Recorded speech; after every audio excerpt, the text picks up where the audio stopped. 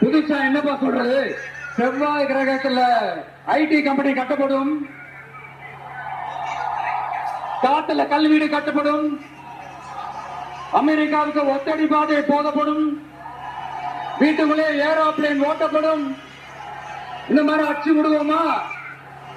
நம்ம சிஎம் அவர்கள் அடிச்சு விடுவாரு, அந்த மாதிரி அடிச்சு விடுவோமா?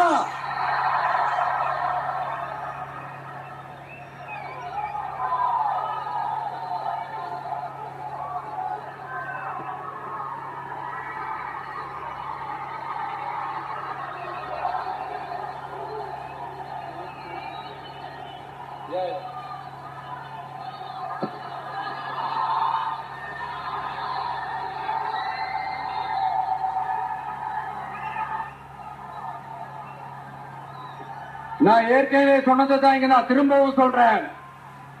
ஒண்ணு, இந்த பாசிச பாஜக அரசோட எப்பவுமே நாங்க ஒத்து போக மாட்டோம். ஒண்ணு. ரெண்டாவது, இந்த திமுக அரசு மாதிரி அண்டர் கிரவுண்ட் டீலிங், மறைமுக உறவுக்காரர்களா இந்த பாஜகவோட எப்பவுமே நாம இருக்க மாட்டோம். ரெண்டு. மூணாவது, மூச்சுக்கு முன்னொரு தடவை அம்மா அம்மா அம்மான்னு சொல்லிக்கிட்டு ஜெயலலிதா மேடம் சொன்ன அந்த விஷயத்தை டோட்டலா மறந்துட்டு ஒரு பொருந்தா கூட்டணியா ஒரு கூட்டணியை ஒண்ணு அமைச்சுக்கிட்டு கேட்டா தமிழ்நாட்டோட நலனுக்காக இந்த பாஜகவோட கூட்டணி வச்சிருக்கோம்னு சொல்லிக்கிறாங்களே, அவங்கள மாதிரியும் நாம இருக்க மாட்டோம்.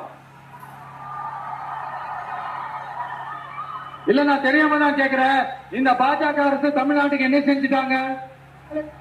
நீட்டை ஒழிச்சுட்டாங்களா? கல்விக்கு தேவையான அந்த நிதியை முழுசா கொடுத்துட்டாங்களா?